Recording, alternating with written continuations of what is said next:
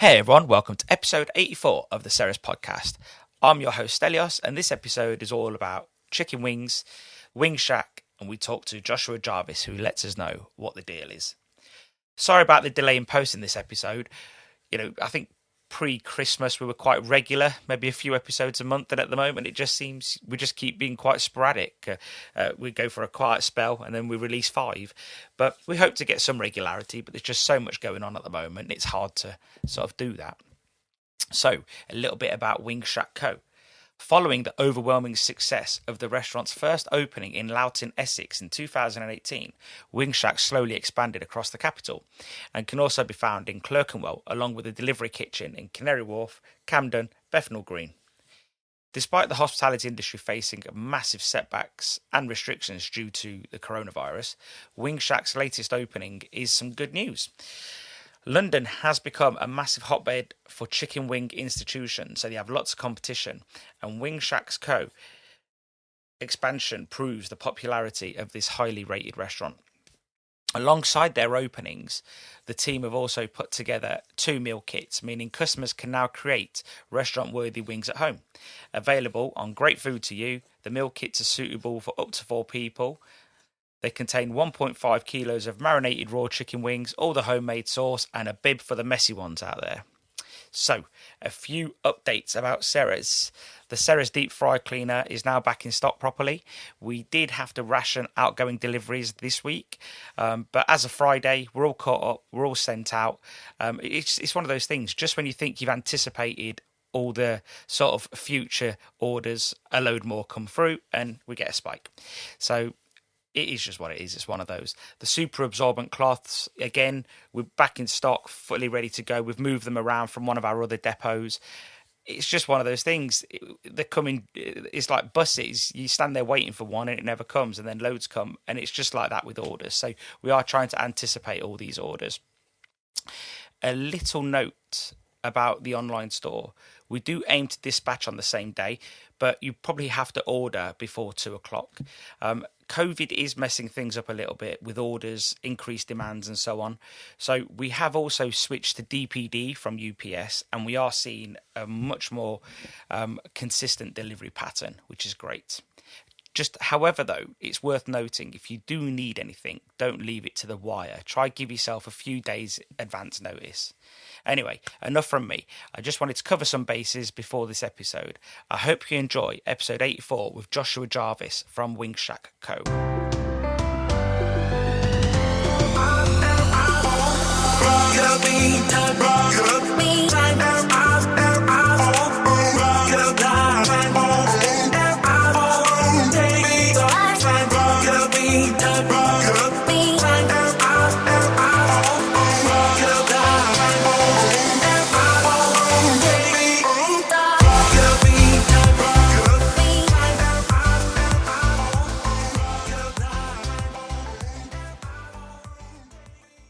Joshua, welcome to the Ceres podcast. Yep, thank you.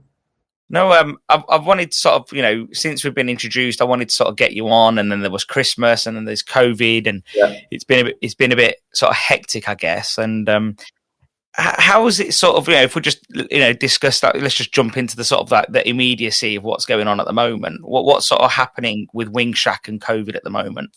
When COVID hit, we actually we tried to stay open for as long as possible. So we stayed open literally up until the day when Boris said obviously all restaurants and stuff have to close. So from that point, we closed all our locations for about 6 weeks.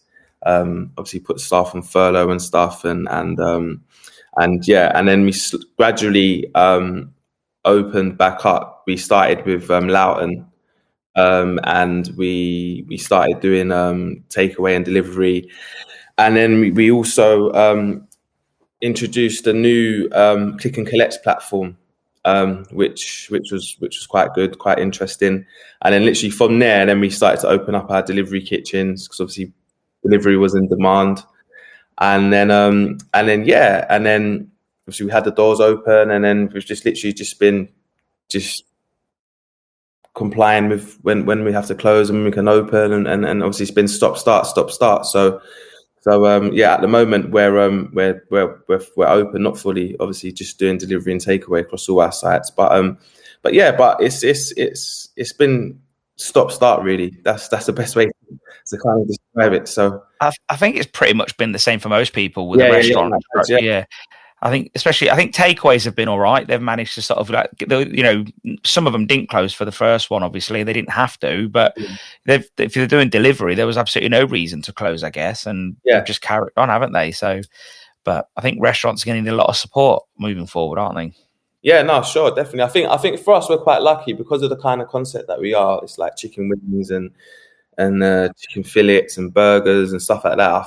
I think it's a good delivery kind of takeaway concept. So that's why for us it kind of made sense to expand our delivery offering as well, like opening delivery kitchens in other sites and stuff like that. So that's kind of what we've been focusing on since we've been in lockdown. Where we can open more delivery sites. Tell us about how you guys started this WingShack. How did it all become something?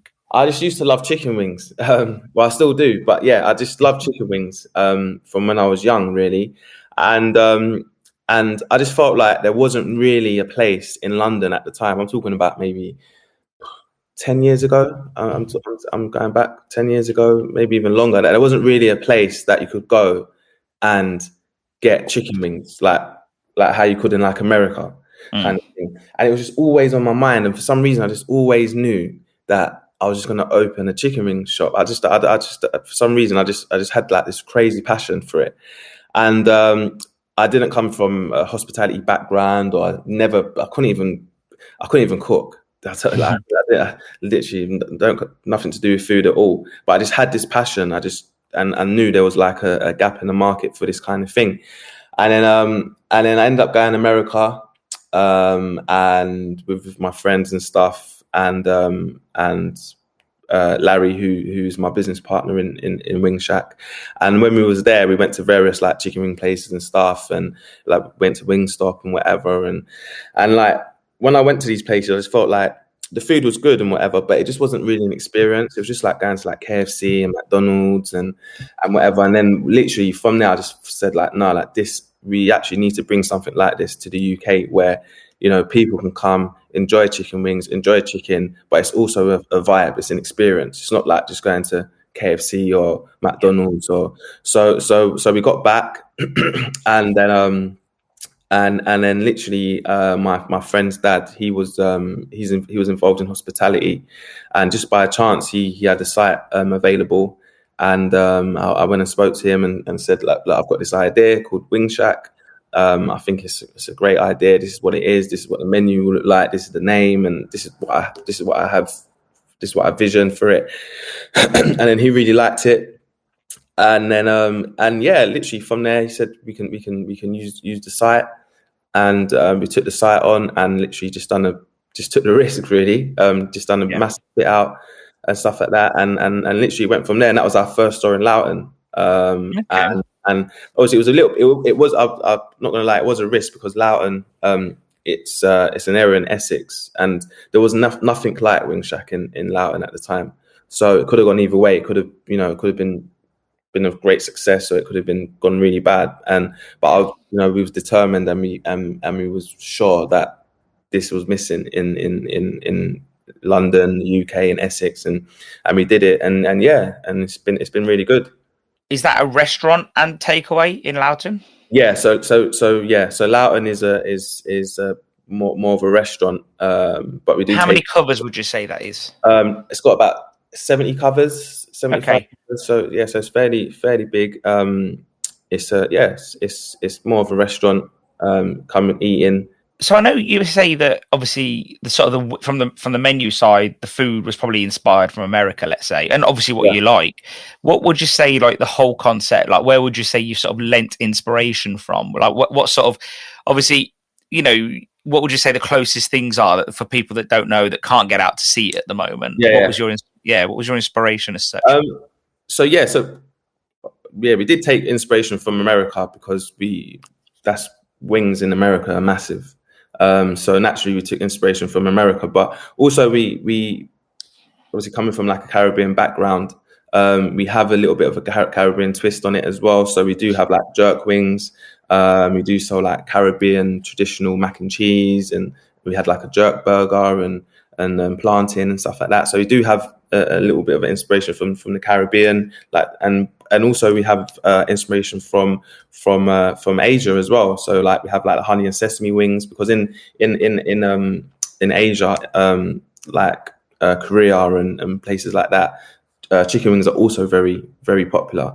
Yeah. So really and truly, we kind of label it as we take inspiration from all over the world. To be honest, all different flavors. Not just America. You know, we take from the Caribbean, from Asia. So all over the world, I'd say.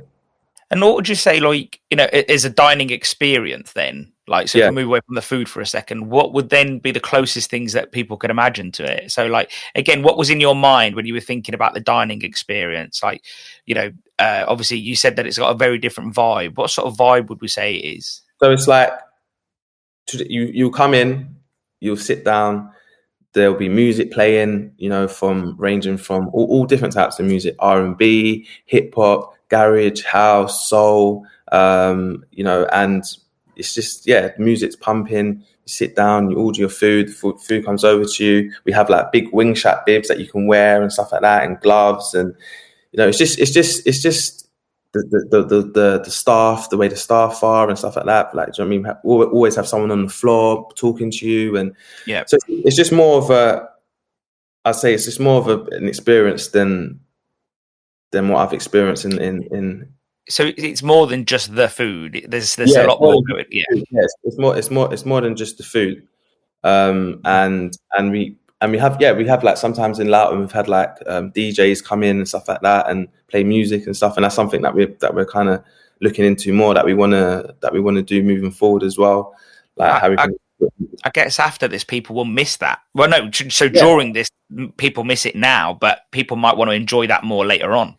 Yeah, exactly, and that's something that we've kind of that we've spotted. I think that's going to be a great opportunity. I think more than ever, people are going to want an experience now because they've missed it, and I think they will play it even more. So in the early days, how did you fund it? Like, you know, what did you do? Did you go to banks? Did you go to sort of like investors? How did you sort of get it off the ground? Yeah, so no, we're self-funded at the moment. Yeah. So lucky enough, we was able to do it amongst ourselves. So what do you think then you'd recommend to someone that is like you guys, young, you're talented, you want to sort of get off on the ground, get something going? Like, you know, how would you recommend they sort of do it? Obviously, everyone's different, but you know, many people probably couldn't be self-funded, I guess. Well, they could as well. It depends what work they did before. So what would you say would be the best route to market for someone who wants to do something like this? Like you said, everyone's kind of different, aren't they? Not everyone could probably self-fund opening a restaurant or whatever, but I feel like there is a lot of opportunities out there to raise money. You know, there is a lot of people that are willing to put money into hospitality. So I say even just ask friends, family, if they, you know, try and raise money through that. Also, maybe approach investors if you've got a solid business plan, a solid idea. If they like you as a person as well, if they feel like you've got the drive to do it. You can go to banks and stuff. But also, I feel like now, you know, there's kind of like a cheaper entry into hospitality through like delivery kitchens and stuff. I mean, delivery kitchens now is a perfect like opportunity to start up a brand with low costs and also test your brand out and see how it reacts to the market and stuff like that. Then once you've done that, then you've kind of you can then move forward, and maybe you've got kind of like a case study then to take to investors and stuff and say like, look, I've started this brand on Deliveroo, it's working really well. I think if I had this investment, I can then go on and open a store and it will do this and that. So that's what I'd kind of I guess that's a really good point. I guess the barrier to entry has just been lowered over the years because imagine years ago you wanted to do what you guys do now. Your only option would have been to do a site. Back then delivery kitchens, they weren't really, I think they were still around, but it wasn't really a thing. And I think maybe even I'm trying to think, maybe even 4 years ago, I think maybe then it was like, oh, get a street food cart or a van or something. But Yeah, now I think it's even lower than that now with these delivery kitchens, yeah. Yeah. I think that was probably the lower entry level. Then really, like what you said, like a stall or something like that. For me, like starting a stall or like something that it just never really crossed my mind because I guess it's just how you are as a person. I'm someone who I take risks, and I believe that in business you need to take risks. Obviously, it needs to be calculated, but for me, it was all or nothing kind of thing. It's either going to do it properly, or we're not going to do it at all. So it never crossed my mind that because for me, where I didn't come from food, I wasn't going to be standing in a stall and making wings kind of thing. For me, I see it more as on a business view, and it was more of it's a gap in the market. So we need to open the shop and hit the ground running rather than stand. Not belittling people that open a stall, but I'm not going to be at a stall and making wings kind of thing. So I think what you're trying to, I don't want to put words in mouth, but I think you were just trying to say that everyone's different, and you wanted to run it from a business point of view, not being stuck at the coalface. Yeah. So, and I think that I don't think that's. I think everyone's got to look at their strengths. I think, it doesn't make your wings any worse because you didn't fry them for me. No. But saying that, I mean, when we started WingShack, obviously I said before I'd never literally. I lived with my mum, my nan, and my aunt, so they literally just used to do everything for me. So I never used to have to lift a finger in the kitchen. But when we started WingShack, we realised, and it was really important to understand every aspect of the business. So when we started, I mean, I was in the kitchen working 24/7, and I actually, I won't call myself a chef, but I actually was working in the kitchen all the time, running shifts and doing shifts and cooking the food. So, and I feel like that was very important to do that because it just makes you understand, your business better and how things work, how the operations work, and what it's like when it is busy and the chefs are under pressure, and how we can kind of solve that. And it's just. I guess it gives you a bit of an insight. So when a chef does come up to you now and say, "Look, I think we should do X and Y differently," and you're like, "Well, actually, why?"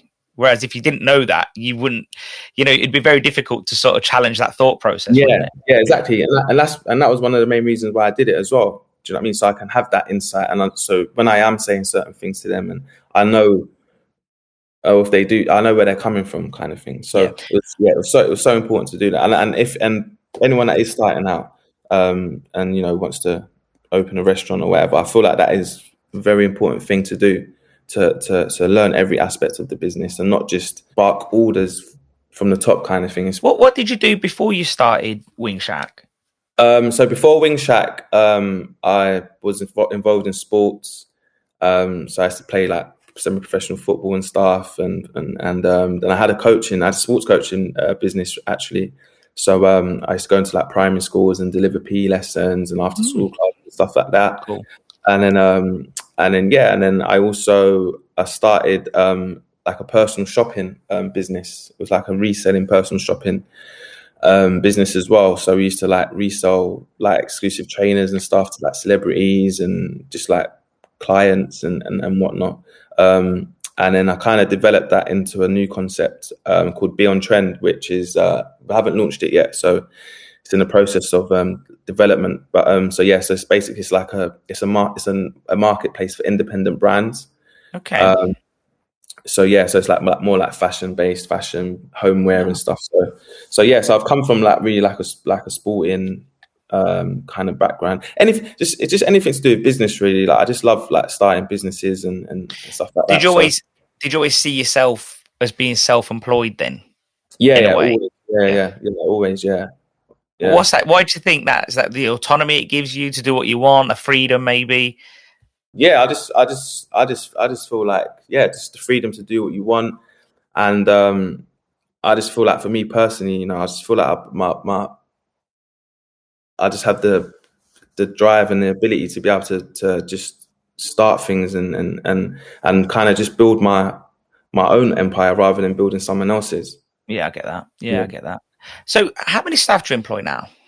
We've got 26. What's the challenge been like, managing people of that scale? Like, because I was chatting to someone yesterday, they employ 86 people, and then I was chatting to someone else who said they employ 1,000 people, and and every level, even someone that employs 4 people, they always say it's hard managing people. How have you found it? It's no joke. Seriously, that the hardest part is staff. I say it every day. Managing people is literally I think that's the biggest struggle.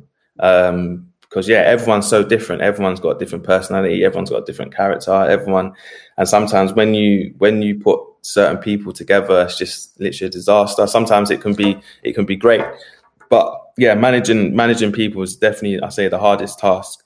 That is the hardest. But I feel like at the same time, but building a team is also very important. I think building a team is very important, especially if you're trying to grow and stuff, and having like good managers and a good ops manager and stuff like that. So, do you think sort of like your sports background has helped you there a little bit? Yeah, definitely. That's what it kind of reminds me of. It kind of reminds me of being like running a football team.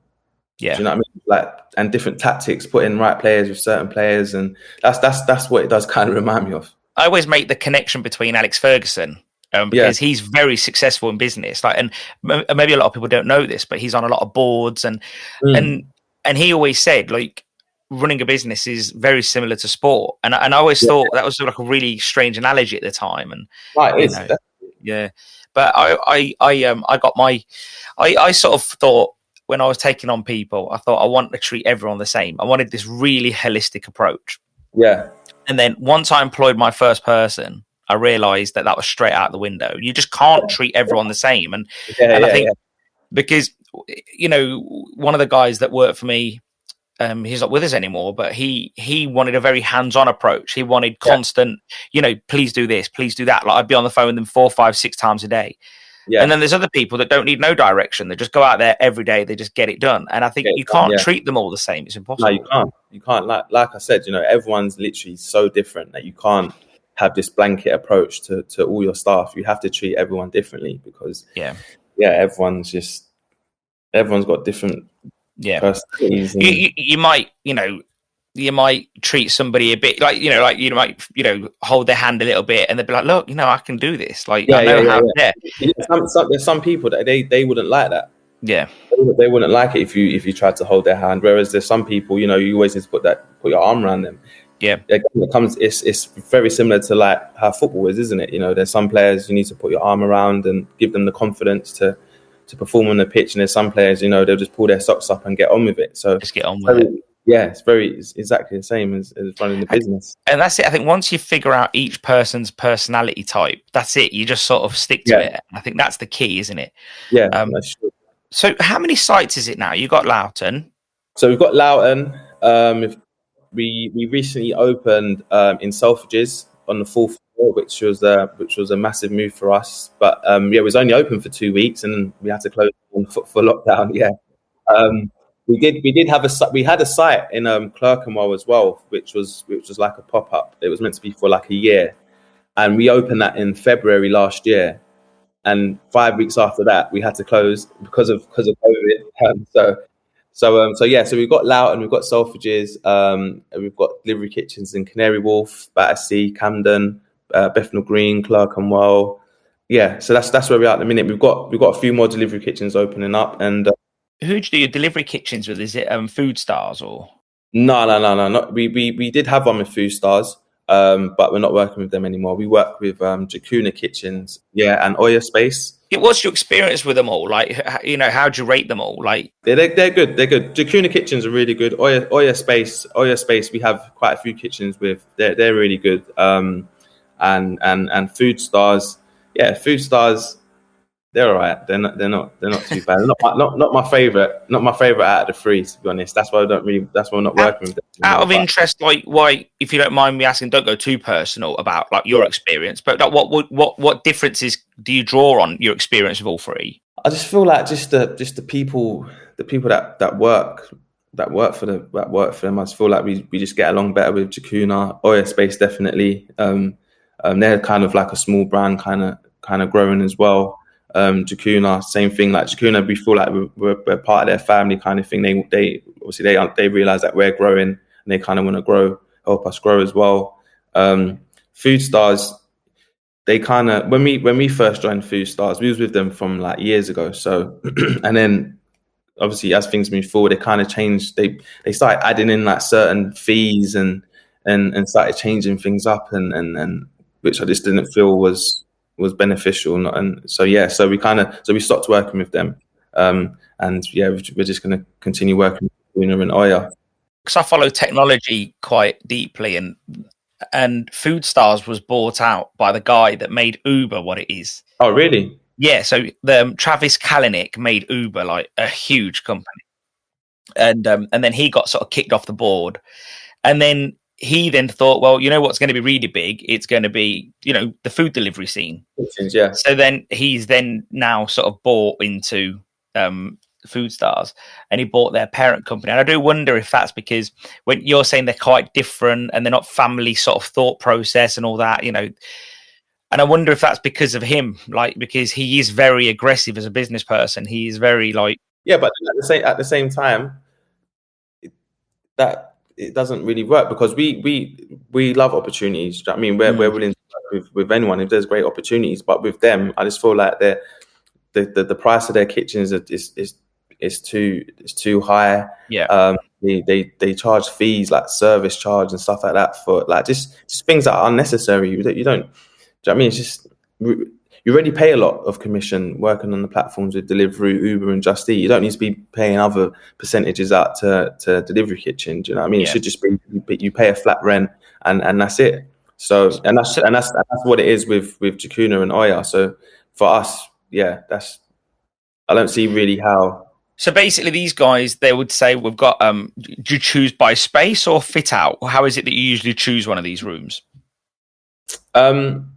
So with Jakuna, it's by space. So it's like fully like a commercial kitchen, but it's you have to bring in your own equipment. Okay. With Oya, it's quite cool because with Oya, what they do, they work with like a lot of pubs and stuff like that and bars and whatever. So it's kind of like taking over their kitchen. Okay. So a lot of the time when we do stuff with Oya, the spaces already have fully kitted kitchens, which is obviously amazing. So it could be like, let's say, a bar who doesn't want to serve food anymore, but they don't want to lose the dead space. Yeah, exactly. Okay. Yeah, but predominantly like pubs. Like obviously most pubs, they have kitchens and stuff, and they don't really want to deal with the food and handle the food. So you can go in there and take over their kitchen and use it for deliveries, and then and also they normally want you to do like residency food as well for their customers. Okay. So which works great at the moment because before lockdown, obviously pubs weren't really allowed to open unless you're serving food. So yeah, it was good. That's quite cool, actually. Yeah. See, I've not really delved into the whole sort of ghost kitchen, dark kitchen, all these synonyms. I've never really sort of jumped into it, really. I've never really sort of like done the research, and it's interesting you sort of talking about that because I think a lot of these costs can mount up, like you say, like aggregator fees are anywhere from sort of 13% to 38%. So it's like, and then you've got the kitchen on top of that, but you need a kitchen anyway. So, exactly.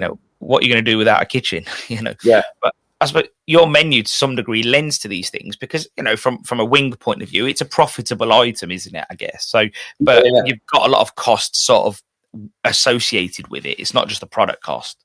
No, of course, but for us, one of the ways how we kind of make it work as well, we have various other brands that we put in the kitchen. So within one kitchen, we can have like 2, 3, 4 brands running at the same kitchen. So that's kind of that's our kind of model with the delivery kitchen kind of thing. We wouldn't just have WingShack alone in there because it would be it wouldn't really work. So we put various brands in there, and all the costs get split out. So do you see? So let's fast forward to a normal world post COVID.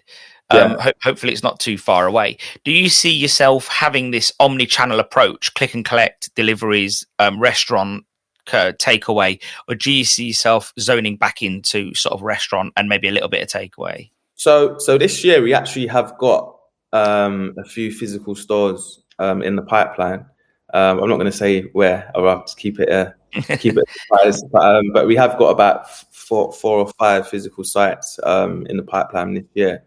So I feel like, because obviously starting off when I said for us, WingShack, it's not like going to KFC and McDonald's and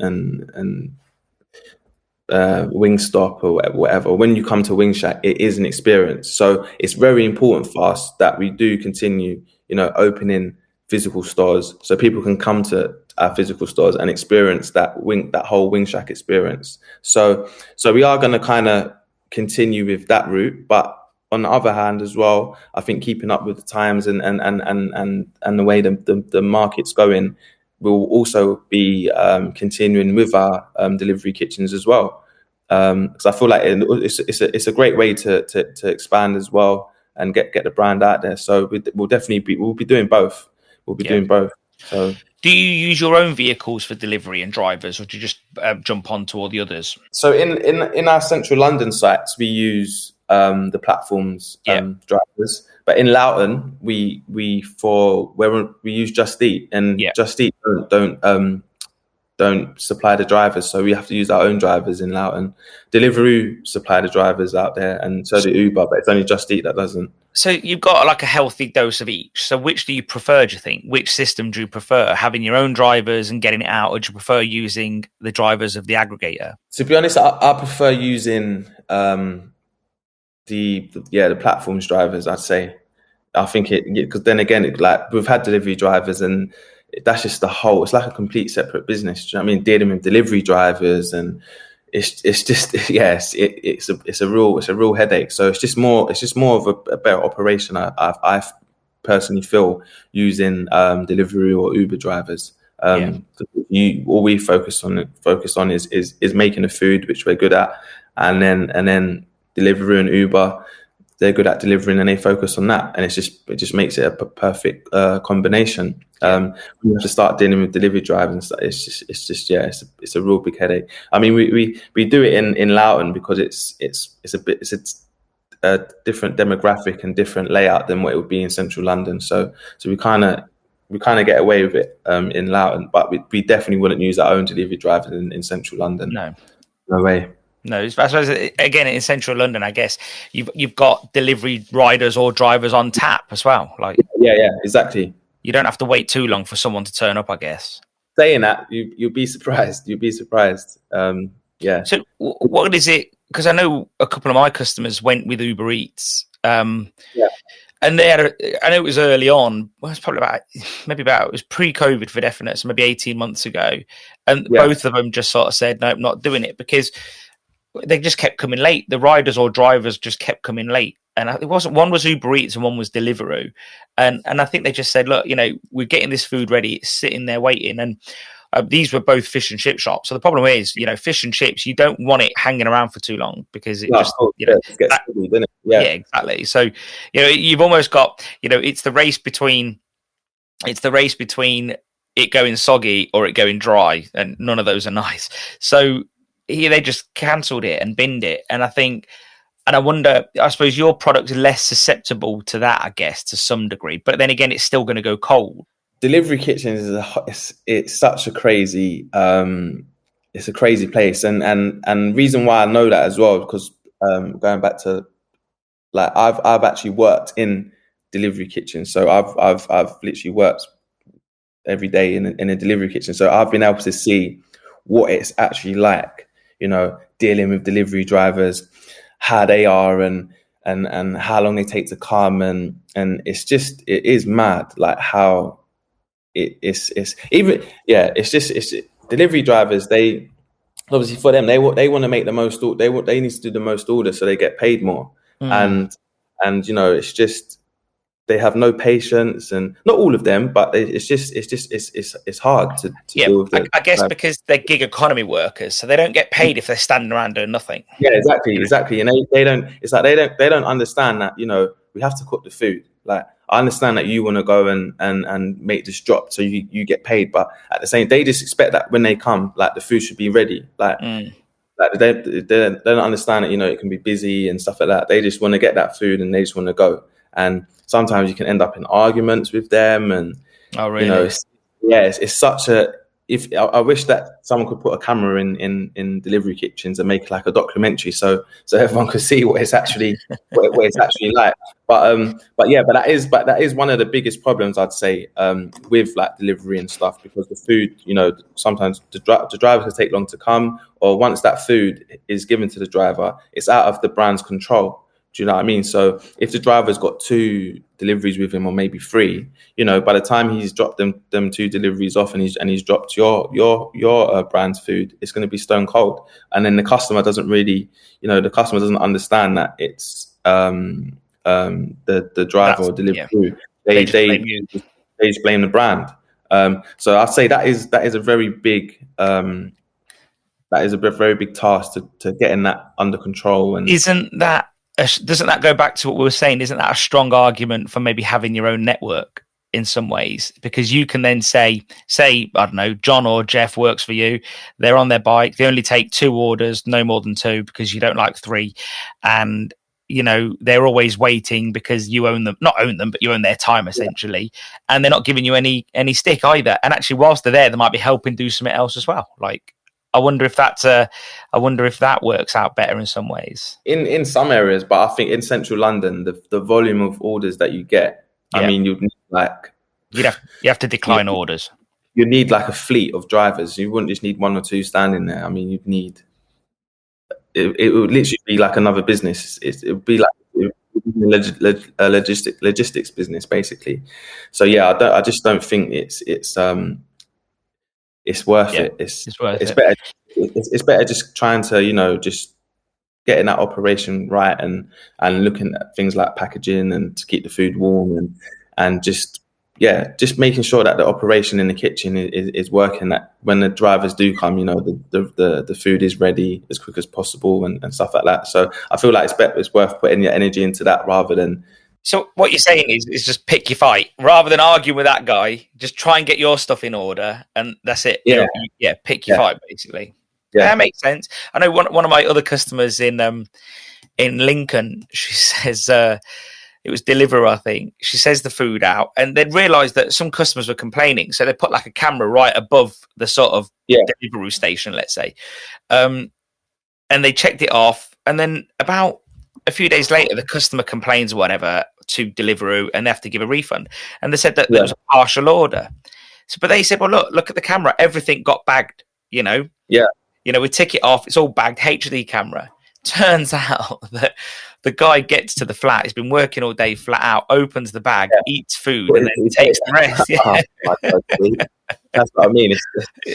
But you know, and I guess because for him or her, I don't know if it was a he or a she, you know, they've been stacked out all day getting these orders done. You know what? I'd say a piece of advice I'd say to anyone who is doing like deliveries and stuff like that and working with Deliveroo and drivers. I mean, you know, some of the drivers they can be a bit of a pain, but at the same time, you know, they are part of your team as well. So when they do come to the kitchen and stuff, you do need to try and treat them, you know, as because they are your staff essentially, because they're the ones who are dropping the food. So it's always nice, you know, if they are waiting around, you know, they are working hard, to give them a drink or ask them if they want some food and stuff like that, because you need them. You need these drivers to deliver your food properly for you, because it's really important you say that, actually, and to like bring a cross analogy there. Like I was brought up in my dad's fish and chip businesses,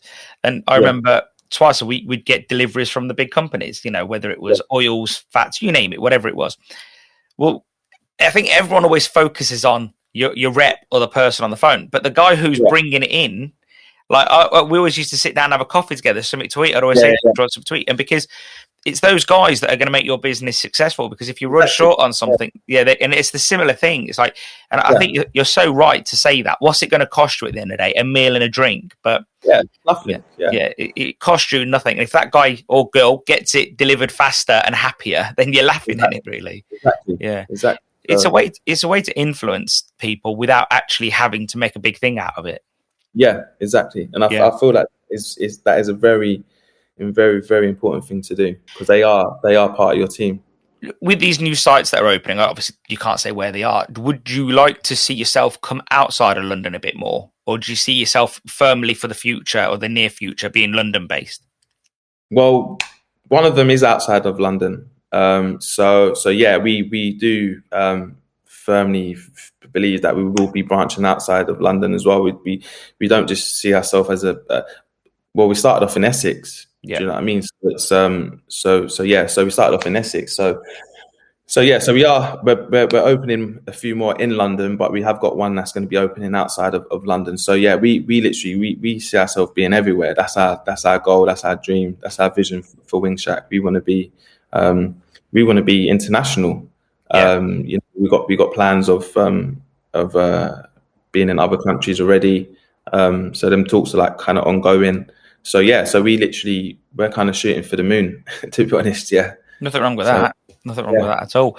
So you got to think big. Do you know what I mean? If you think big, and even if it's just short, if you fall a little bit short of that, at least it's still going to be big enough. Do you know what I mean? So yeah, no, it's true. Yeah. And you mentioned on the phone last week that you've sort of like trying to do different brands and you're looking into more vegan. Give us a little bit of detail about the sort of offshoots of WingShack. It's funny, before I started WingShack, I was actually vegan for like 7 months, and that was just based on more like health choices, really. And I stopped being vegan because of WingShack, I had to try the food and whatnot. So I've always had like some interest in that kind of like the vegan world and whatever. And I just feel like for me, my observation is I still believe it's still a very niche market, but I feel like as a brand and morally, I feel like it's right for us to kind of do our part in that side of things as well. Obviously, we are predominantly a chicken brand and we do sell meat, but I feel with everything that's going on in the world with sustainability and stuff like that and everything, I just feel like it's good for us to get involved in that, and I feel like it's a great opportunity, and just hitting all angles. And I think there's an argument to say that selling chicken wings is sustainable. I don't know if you guys have looked at that angle, but you're using a wing which usually doesn't really get used. Yeah, it's true. It's the same with like Nando's doing chicken livers. Like, I know they're really cheap and they sell them really extortionately priced, but for what they are, I mean. But there's value in selling something that probably would have gone into dog food. Let's face it. Like, yeah. That's a good point. That's a good point. I like that one. I always think like this, like, wings, winglets, or whatever called, leglets, all of that stuff. This is stuff that like just isn't going to go mainstream. So yeah. And again, it's one of these foods that people love, like using your hands and, But do you ever come across customers that sort of say, well, because obviously I think there's two types of vegans. There's those that do it for health reasons or perceived health reasons or having a flexible diet, let's say. And there's those that just oppose the killing of any animal. So if those that oppose the killing of any animal, have you ever had that type of mentality or that type of person come and say, look, I'm not buying anything from you because you still kill animals? Like, no, I've not come across anyone like that. No. I've not come across anyone like that. I mean, I have friends who are vegan, who own vegan restaurants, cool. and they're they believe, they're very passionate and very about veganism, and they obviously don't know what I do, and they don't have any problems with or haven't said anything. They've not beat you up yet or anything. No. A friend of mine's got a fish and chip shop. I've got two that really got into the whole vegan thing, and one is in a very trendy place, and he says he sells a few little bits that are vegan, but for the most part, everyone just goes to the vegan restaurants, and they feel that place would cater for them more. And there was another guy who also, he's down south. He sells quite a bit he did try sell a bit of vegan food, but people were just getting really annoyed because he also sells fish and chips, and they were saying we can't come there. Yeah.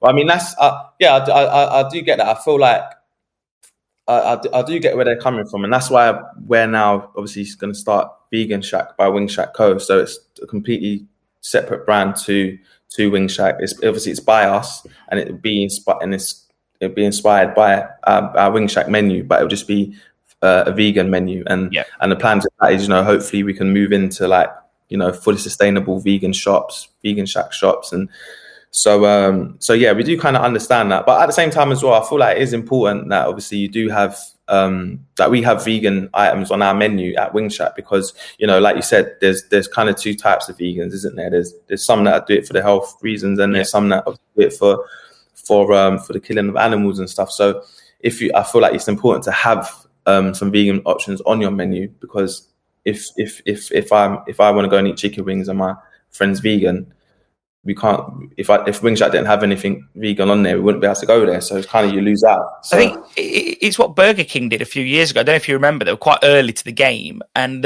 before everyone was talking about vegan, they did a vegan burger, but they did say it's cooked on the same grill, and they said it's not for vegans; it's for people with flexible diets. So what they were trying to say was, it's more basically have it if you like vegetables, but it's not, and I think a lot of people sort of hijacked it a bit and said, well, this is disgraceful, blah, blah. And I get why, because they did call it a vegan burger. So, I think they got it slightly wrong, but I do think and again, they did. And I think they do that every now and then. I think that's the difference between Burger King and McDonald's. I think McDonald's won't do anything unless it's bulletproof. Whereas Burger King will always take the risk, and maybe it backfires every now and then. But I saw early on how they were saying, look, this is for flexible diets. It's for people that may not want to eat beef every day, or chicken every day. I don't know who those people are. However, I can see what they were doing. So What sort of ingredients will you be using for to do I don't know, like a wing type product? Is it gonna be like banana blossom and things like that, or? So we're actually gonna be using like jackfruit. Okay. For our wings and stuff, and then we're using like a seitan for our burgers and stuff like that, and we're gonna do like beyond beef patties and stuff like that as well, to make our burgers and stuff. So there's so many things, there's so many good products out there now, like vegan products and stuff that you can use as like protein alternatives. So I remember when I was vegan for that short period, I just found it so hard. It was just so hard to be vegan. Where I was always on the move and stuff, I didn't have time to be cooking vegan meals and whatnot. And then there wasn't really that many vegan options, in not a lot of vegan restaurants, and any normal restaurants didn't really have anything vegan on the menu. Yeah. Whereas now, wherever you go, there's vegan stuff. Yeah, so. I don't think a vegan or a vegetarian will struggle eating out anywhere these days. No way.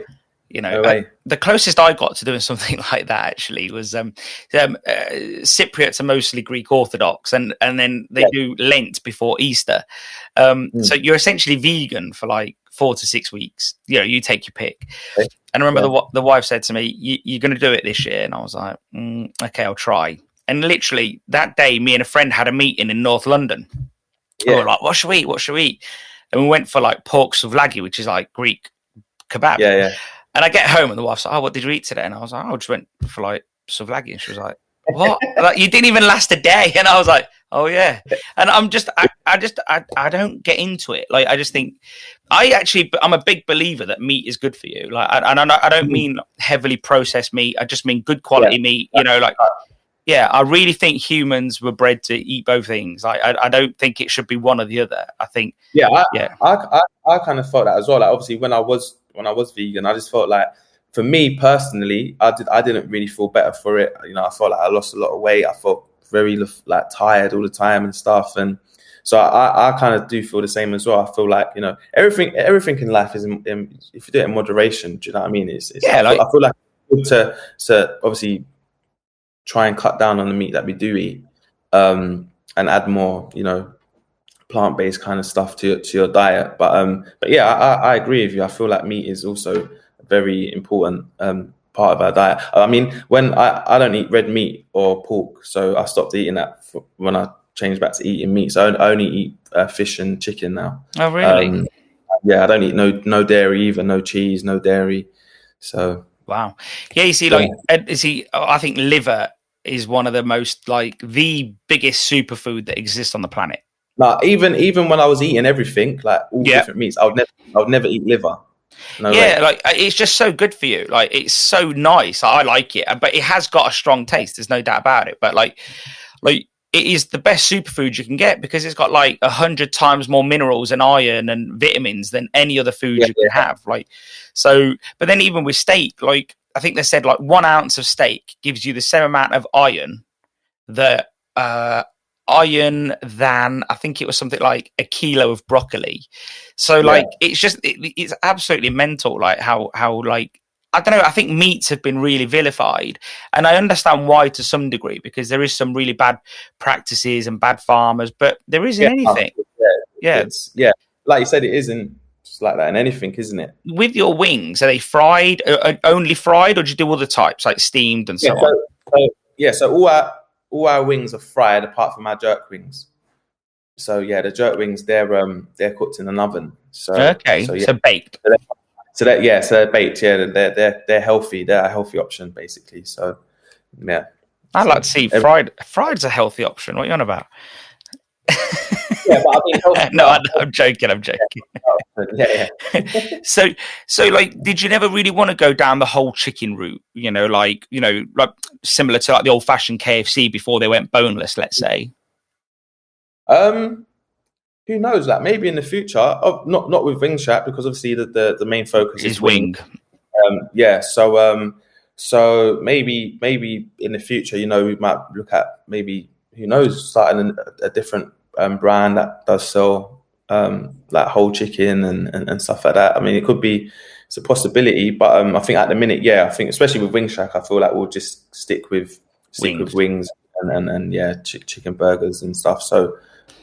That's nice. One thing I did come across, and I know we've spoke about it on the phone anyway, and you're not really bothered about it as such, but it is the sort of prison sentence. And do you think, like, when I read a lot of articles with you in it, and it's almost like a focus, it's like, they like to talk about it. And is that sort of because it's a bit of the boy did good? Is it, the repentance? Is it, what do you feel it is? Because, you mentioned it on the phone the other day and you just see it as you did it, and now you just want to, like, move past it really, but it almost like the media, and I probably am now doing the same thing, but the media brings it up, don't they? Like, yeah, I just think it's just kind of probably just like interesting story, I guess. I mean, just to see like and to get an insight of what it was like and what it was like after coming out, and obviously having a business at the same time, and yeah, it's like what you said, like bad do good kind of story. I just think that's why I think the media kind of like speaking about it and stuff, and yeah, I mean, for me, it doesn't really bother me because I kind of turned it into a positive. So yeah, I have no like shame or no problems about speaking about it because, like I say, now that I've come out, I'm using it in a positive way and to help others and stuff like that. So. I think one thing that stood out to me was as a society, even I'm only 36, but as a society, there's no stigma attached to that anymore. The fact that you did do some time in prison and no one judges you for it. And I think that's great. Yeah. And I think that no one's saying, I'm not buying his wings because he did X or Y. And I think that as a society, and I don't know if this is different for you, and if it is, obviously, call it out. But it almost feels like, you had a business, you started it, you went in, you came out, you carried on with your business. No one sort of held that against you as far as I can tell. Is that true? Or Yeah, no, I believe that. But then it's very obviously that's happened for me, but that's not happening for everyone. Okay. Do you get what I mean? And that's kind of the message that I'm trying to get out there. That given as an example, in what way? Like just for when people leave prison, there isn't opportunities out there for people. For me, there was an opportunity for me because I already had my business. So for me, it was just literally just coming out, walking out, and going straight back into what I left, kind of thing. So for me, I was quite lucky in that sense. But for people that don't have their own business and they're leaving prison, it's not like that.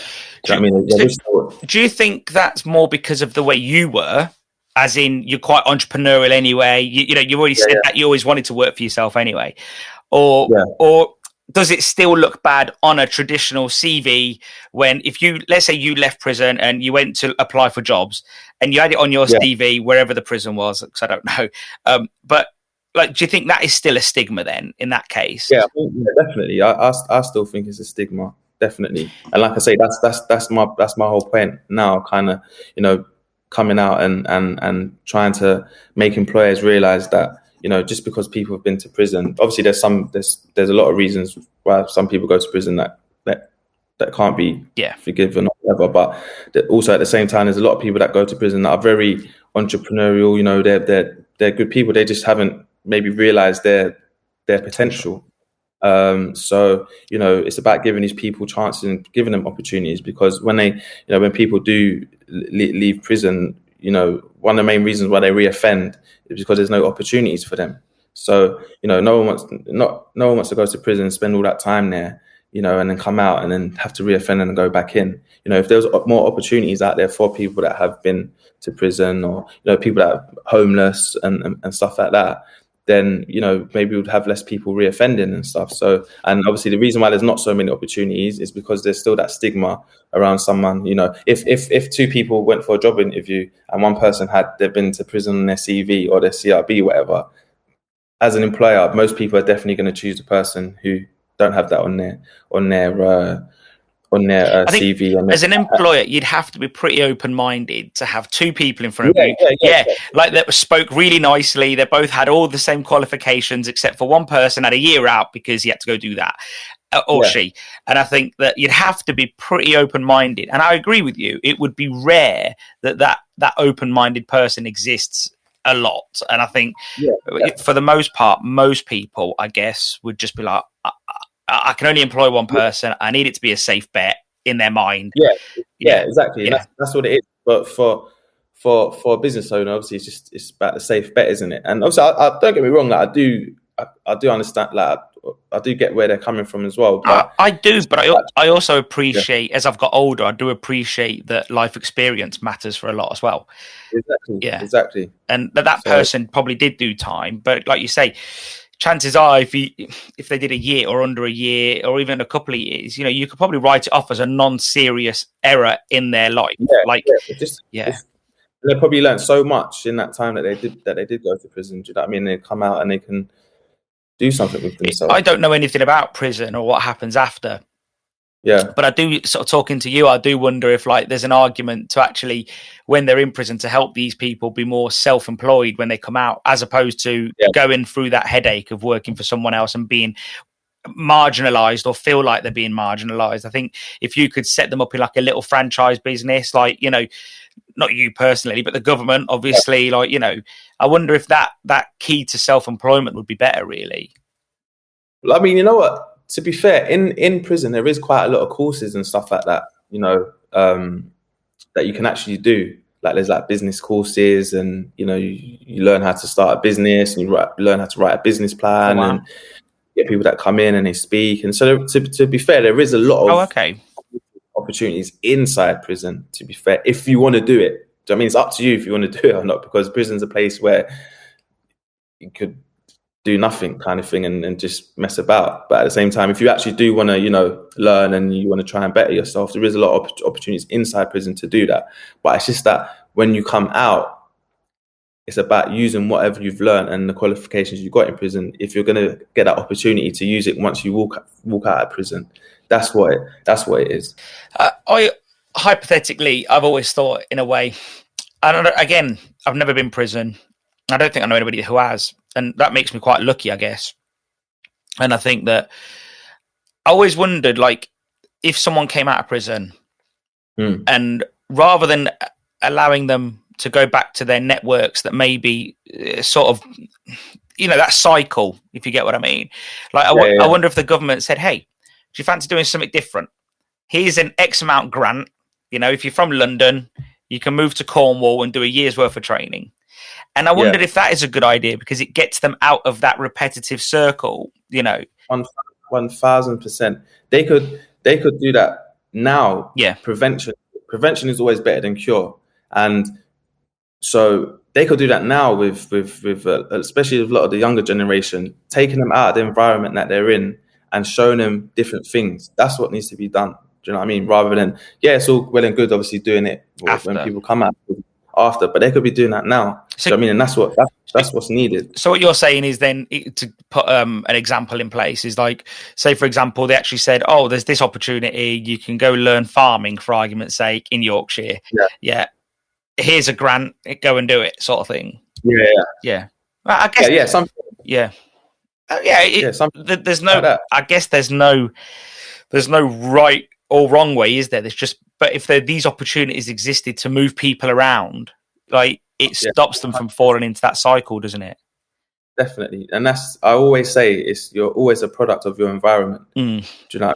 So if you're stuck in an environment where obviously it's not the best, then the chances are that's how you're going to that's the route you're going to kind of go down. And if you're lucky enough to get out of that environment and travel around and you know, go to different countries at a young age and things like that, that's what kind of, you know, sees you see things in a different way, and you experience different things. So yeah, I always say it's about getting people out of these environments and showing them a different way of life, and, you know, meeting different people, hearing different languages, and just simple things like sitting at a dinner table and just, you know, just all in a restaurant, and just all these little things can make a massive difference in how you grow up in life and the way you see things. Yeah, no, I think you're right. And, you know, again, I think I can only see what I see. So if I say something wrong, it's just because of my life. My eyes have only seen certain things. So I'm always I'm always very cautious that when I say something that I'm not offending a whole group of people, because because we've all got different experiences, haven't we? Yeah, exactly. Yeah, exactly. So, but if you said something, you know, I wouldn't judge you or think, oh, you shouldn't. It's because at the end of the day, you've probably grown up different to. I think the biggest thing is that what we see now in the UK and America, I guess, or most modern countries, is that nobody takes the time to try and correct somebody with an alternative view. So if I said something now wrong about prisons, and you just turn around and said, I actually disagree, can I explain why?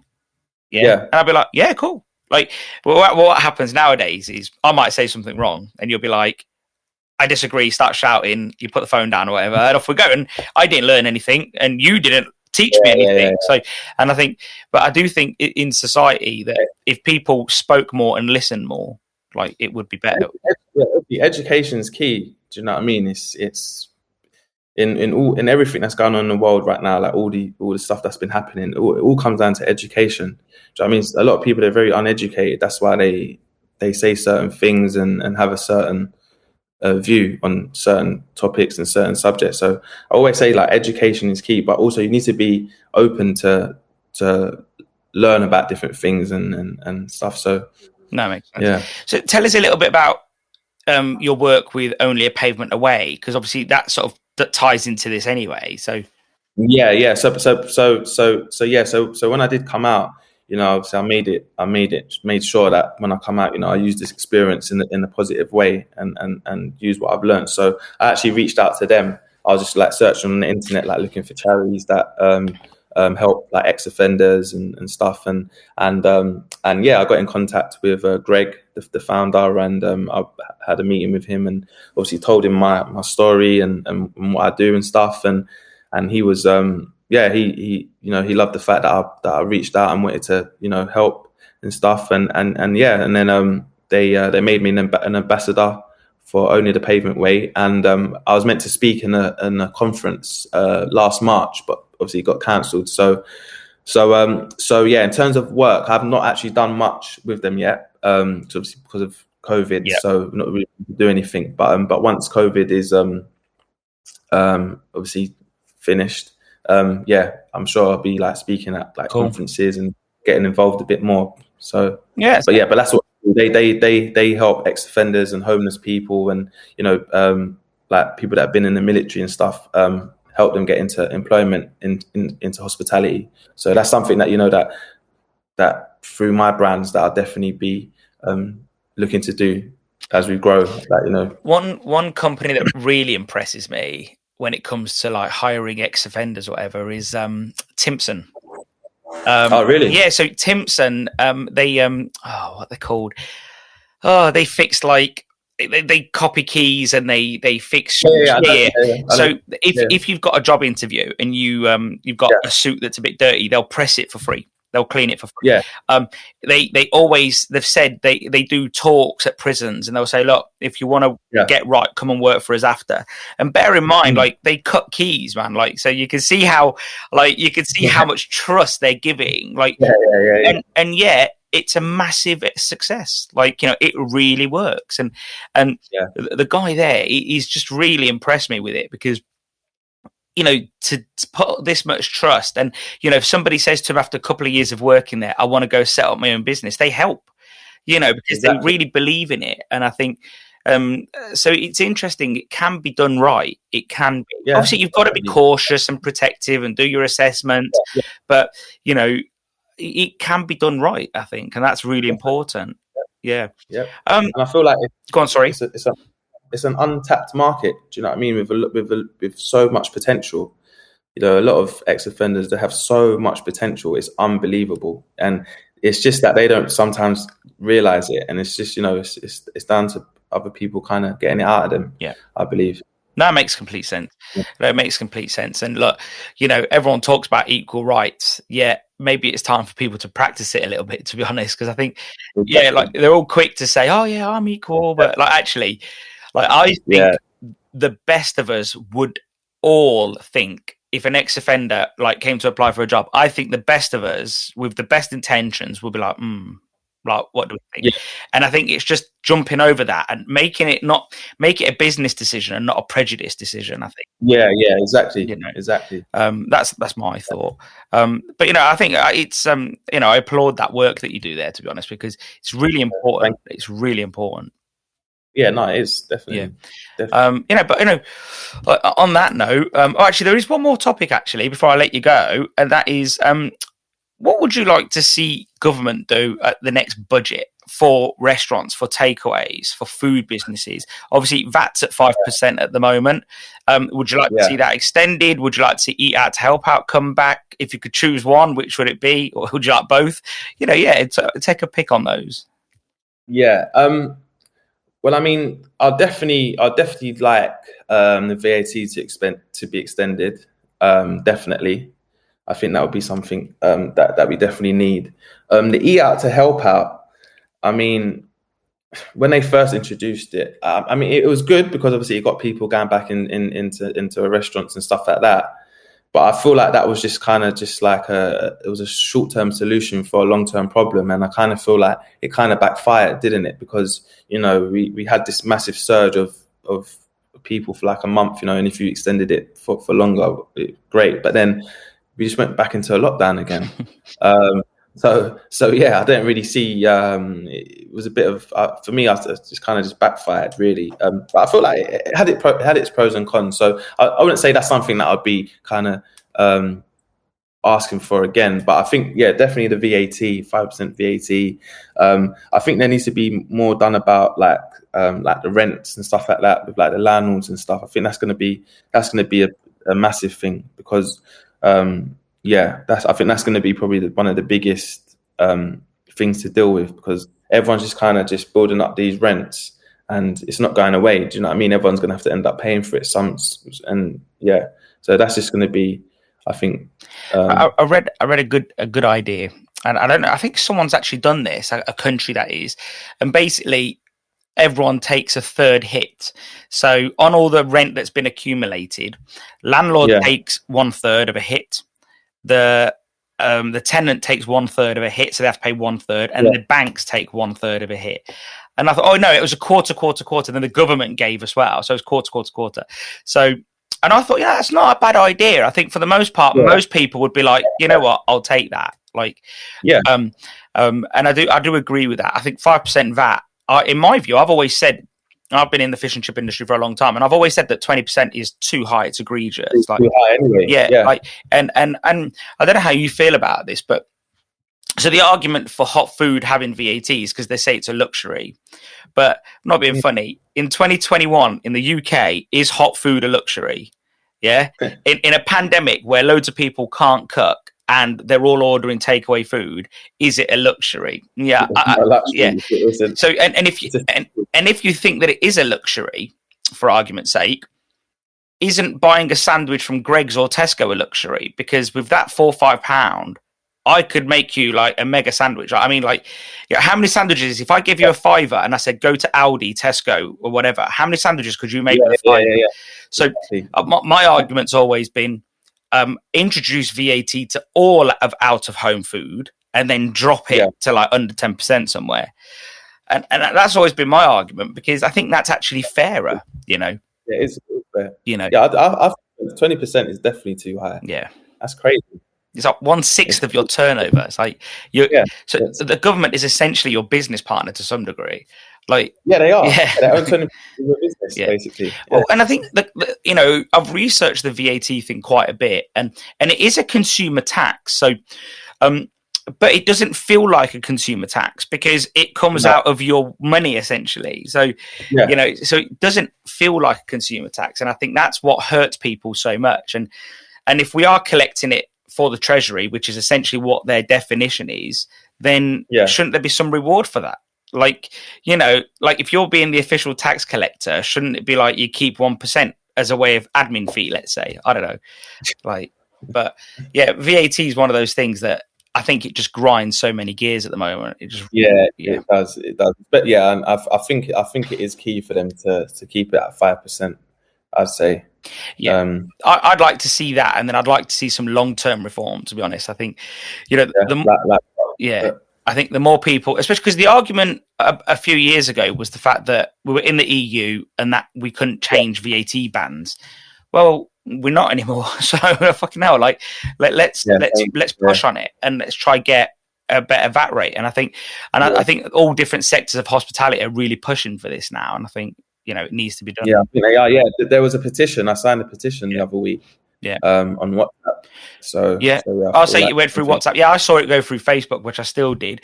And we've been letting our customers know that they should send a letter to their local MP as well, because your local MP, I don't know who your local MP is, but if you send them a letter and just say, look, this ain't right, blah, blah, blah, they will take it to the top levels, because they want to please their constituents at the end of the day, don't they? Yeah, exactly. So they want to get voted in again. So so But no, that was it really. I just wanted to touch on that base. And have I forgot to talk about anything? No, I think we got through quite a lot. Yeah. So, and I can't wait for this lockdown to finish, and I can come and have some wings. Oh, I know.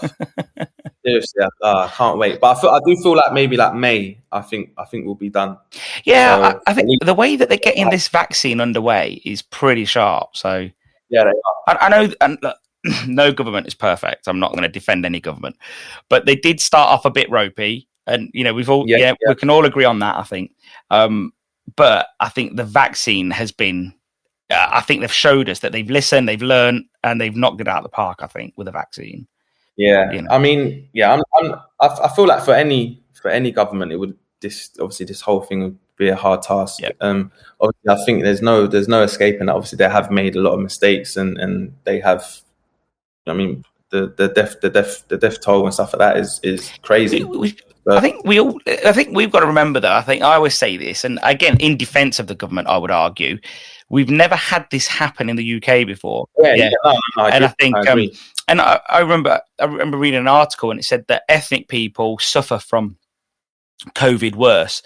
Because, and I don't know if it's been rebuked yet or refuted or whatever yet, but I read this article and it said that Caribbeans, Africans, Cypriots, loads, Pakistani, the one thing they've all got in common is that they all come from hotter countries. And if you come from a hotter country, you need more vitamin D. Your DNA needs more vitamin D. And COVID attacks people that are really low in vitamin D. Yeah. So I remember seeing an article early on and it said, the government's racist because more ethnics are dying. But it's just not the case. It's the fact that, like, white people in the UK are deficient in vitamin D, which then tells you that all of the ethnics that I just mentioned are even more deficient than the white people because they're from hot countries. Your DNA being Caribbean and my DNA being Cypriot, like, of origin, we need more vitamin D. So that makes us a lot more susceptible to COVID. Yeah. So I think now we know all this. The government knows all this. I think the government's really caught up with all that now. And I think, I'm not one to defend them, but I think that there's just so much more to look at rather than what everyone. No. Like I say, I agree. I feel like I say, no matter who was in charge, this was going to be a massive job, and they'll make mistakes and they'll do good things. So, but like you said, at the end of the day, they do seem like they're rolling out the vaccine really quick. So that's obviously that is a positive, and hopefully we can get out of this mess sooner, quicker than. No, I agree. Well, Josh, I just want to say thanks for your time today, and I know how busy you are and all your plans, but it's been great to hear it, and I'd love to have you on in the future as well. Like, when you've got world domination and you've opened another million sites, so definitely, all right, man, definitely. Thank you. Thank you. Cheers.